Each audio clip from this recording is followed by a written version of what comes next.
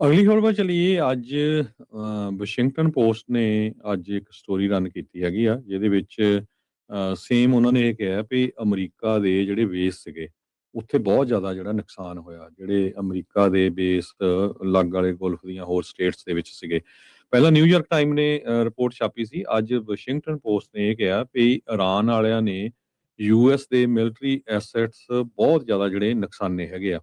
228 structure ਤੇ pieces of equipment ਜੋ US military sites ਦੇ ਉੱਤੇ ਆ, ਉਹ ਉਹਨਾਂ ਨੇ ਡੈਮੇਜ ਕੀਤਾ ਜਦੋਂ ਸ਼ੁਰੂਆਤ ਦੇ ਵਿੱਚ ਜੰਗ ਸ਼ੁਰੂ ਹੋਈ ਹੈਗੀ ਆ। ਸੋ ਕਿੰਨਾ ਕੁ ਜ਼ਿਆਦਾ ਉਹਨਾਂ ਨੂੰ ਨੌਲੇਜ ਸੀ, ਕਿਹੜੀਆਂ ਪਾਵਰਾਂ ਜਿਹੜੀਆਂ ਉਹਨਾਂ ਨੂੰ ਸੈਟੇਲਾਈਟ ਦੀ ਜਿਹੜੇ ਇਨਫੋਰਮੇਸ਼ਨ ਦੇ ਰਹੀ ਸੀ ਵੀ ਕਿੱਥੇ ਕਿੱਥੇ ਜਿਹੜੇ ਬੇਸ ਆ, ਕਿੱਥੇ ਕਿੱਥੇ ਅਮਰੀਕਾ ਦੇ ਫੌਜੀ ਹੈਗੇ ਆ। ਸੋ ਵਾਰ ਜਿਹੜੀ ਜੰਗ ਆ ਸਟਾਰਟ ਹੋਈ ਸੀ ਫਰਵਰੀ 28 ਨੂੰ, ਤੇ ਤੁਹਾਨੂੰ ਪਤਾ ਹੀ ਆ ਵੀ 7 ਸਾਡੇ ਜਿਹੜੇ ਸਰਵਿਸ ਮੈਂਬਰਸ ਆ ਉਹਨਾਂ ਦੀ ਮੌਤ ਹੋਈ ਹੈਗੀ ਆ। ਤੇ 6 ਕੁਵੈਤ ਦੇ ਵਿੱਚ, ਇੱਕ ਸਾਊਦੀ ਅਰੇਬੀਆ ਦੇ ਵਿੱਚ 400 ਤੋਂ ਵੱਧ ਜਿਹੜੇ ਸਾਡੇ ਫੌਜੀ ਆ ਉਹਨਾਂ ਦੇ ਸੱਟਾਂ ਲੱਗੀਆਂ। ਇਹ ਯੂਐਸ ਮਿਲਟਰੀ ਨੇ ਅਪ੍ਰੈਲ ਮਹੀਨੇ ਦੇ ਵਿੱਚ ਦੱਸਿਆ ਸੀਗਾ। ਜਿਨ੍ਹਾਂ ਦੇ ਸੱਟਾਂ ਲੱਗੀਆਂ ਸੀਗੀਆਂ ਉਹ ਥੋੜੇ ਦਿਨਾਂ ਦੇ ਬਾਅਦ ਹੀ ਉਹਨਾਂ ਨੂੰ ਫੇਰ ਸਰਵਿਸ ਦੇ ਉੱਤੇ ਲਾ ਦਿੱਤਾ ਗਿਆ, ਕਿਉਂਕਿ ਬੜੀਆਂ ਕਈਆਂ ਦੇ ਘੱਟ ਸੀਗੀਆਂ।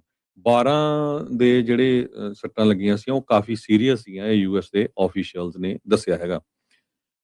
ਵਾਸ਼ਿੰਗਟਨ ਪੋਸਟ ਲਿਖਦਾ ਵੀ ਸੈਟੇਲਾਈਟ ਇਮੇਜਨਰੀ ਜਿਹੜੀ ਆ ਇਮੇਜਨਰੀ ਮਿਡਲ ਈਸਟ, ਕਹਿੰਦੇ ਵੀ ਬਹੁਤ ਔਖੀ ਆ ਐਕਵਾਇਰ ਕਰਨੀ। ਦੋ ਵੱਡੀਆਂ ਕਮਰਸ਼ੀਅਲ ਪ੍ਰੋਵਾਈਡਰਸ ਹੈਗੇ ਆ ਜਿਹੜੇ ਸੈਟੇਲਾਈਟ ਇਨਫੋਰਮੇਸ਼ਨ ਦਿੰਦੇ ਆ, ਵੈਂਟੋਰ ਤੇ ਪਲੈਨਟ ਕਰਕੇ।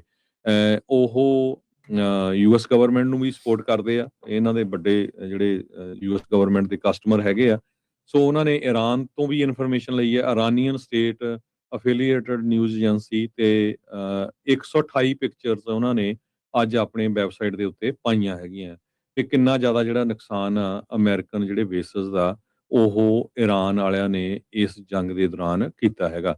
ਯੂਐਸ ਸੈਂਟਰਲ ਕਮਾਂਡ ਜਿਹਦੀ ਰਿਸਪੌਂਸਿਬਿਲਟੀ ਆ ਮਿਡਲ ਈਸਟ ਦੇ ਵਿੱਚ, ਉਹਨਾਂ ਨੇ ਇਹਦੇ ਉੱਤੇ ਕਿਸੇ ਤਰ੍ਹਾਂ ਦੀ ਜਿਹੜੀ ਆ ਟਿੱਪਣੀ ਨਹੀਂ ਦਿੱਤੀ ਹੈਗੀ। ਪਹਿਲਾਂ ਨਿਊਯਾਰਕ ਟਾਈਮ ਨੇ ਰਿਪੋਰਟ ਕੀਤਾ ਸੀਗਾ ਵੀ 14 ਜਿਹੜੇ ਮਿਲਟਰੀ ਦੇ ਸਾਈਟ ਆ ਜਾਂ 에ਅਰ ਡਿਫੈਂਸ ਇੰਸਟਾਲੇਸ਼ਨਸ ਆ, ਉਹਨਾਂ ਦੇ ਉੱਤੇ ਇਰਾਨ ਵੱਲੋਂ ਅਟੈਕ ਕੀਤਾ ਗਿਆ ਸੀ, ਚਾਹੇ ਉਹ ਇਰਾਕ ਸੀ, ਸਾਊਦੀ ਅਰੇਬੀਆ, ਕੁਵੈਤ, ਇਹਨਾਂ ਮੁਲਕਾਂ ਦੇ ਵਿੱਚ ਸੀਗੇ। ਤੇ ਅੱਜ ਵਾਸ਼ਿੰਗਟਨ ਪੋਸਟ ਨੇ ਉਹ ਸਾਰੀਆਂ ਪਿਕਚਰਾਂ ਵੀ ਜਿਹੜੀਆਂ ਸੈਟੇਲਾਈਟ ਦੀਆਂ ਉਹ ਲਾ ਦਿੱਤੀਆਂ ਵੀ ਪਹਿਲਾਂ ਬੇਸ ਕਿੱਦਾਂ ਦਾ ਸੀ, ਹੁਣ ਜਿਹੜਾ ਤਬਾਹ ਹੋਇਆ ਜਾਂ ਨੁਕਸਾਨਿਆ ਬੇਸ ਜਿਹੜਾ ਆ ਉਹ ਕਿੱਦਾਂ ਦਾ ਆ।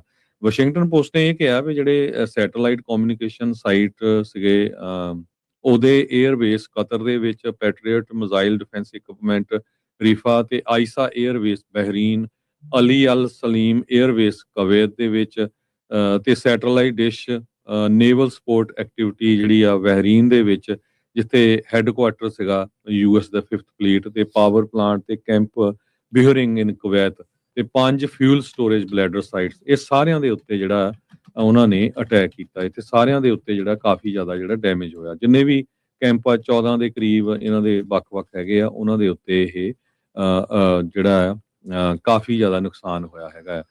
ਕਹਿੰਦੇ ਵੀ ਇਹ ਇੱਕ ਤਰ੍ਹਾਂ ਦੇ ਨਾਲ ਅਮਰੀਕਾ ਵਾਲੇ ਐਕਸਪੈਕਟ ਨਹੀਂ ਕਰਦੇ ਸੀ ਵੀ ਇੰਨਾ ਜ਼ਿਆਦਾ ਜਿਹੜਾ ਨੁਕਸਾਨ ਆ ਉਹ ਇਰਾਨ ਵਾਲੇ ਇਹਨਾਂ ਬੇਸਿਸ ਦੇ ਉੱਤੇ ਕਰ ਸਕਦੇ ਹੈਗੇ ਆ। ਸੋ ਬਹੁਤ ਸਾਰੇ ਫੌਜੀਆਂ ਨੂੰ ਤਾਂ ਪਹਿਲਾਂ ਬੇਸਿਸ ਚੋਂ ਮੂਵ ਕਰ ਦਿੱਤਾ ਗਿਆ ਸੀ ਜਦੋਂ ਅਮਰੀਕਾ ਨੂੰ ਲੱਗਿਆ ਵੀ ਉਹ ਇੱਥੇ ਅਟੈਕ ਕਰਨਗੇ।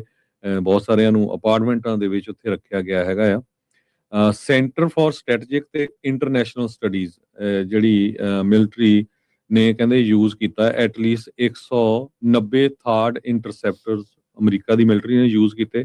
1060 ਪੈਟਰੀਅਟ ਇੰਟਰਸੈਪਟਰਸ ਫਰਵਰੀ 28 ਤੋਂ ਲੈ ਕੇ ਅਪ੍ਰੈਲ 8 ਤੱਕ, ਤੇ 53% ਤੇ 43% ਜਿਹੜੇ ਪ੍ਰੀ ਵਾਰ ਇਨਵੈਂਟੋਰੀ ਸੀ ਉਹਦਾ ਜਿਹੜਾ ਆਪਾਂ ਕਹਿ ਸਕਦੇ ਆ ਇਹਨਾਂ ਨੇ ਯੂਜ਼ ਕੀਤਾ ਹੈਗਾ ਆ।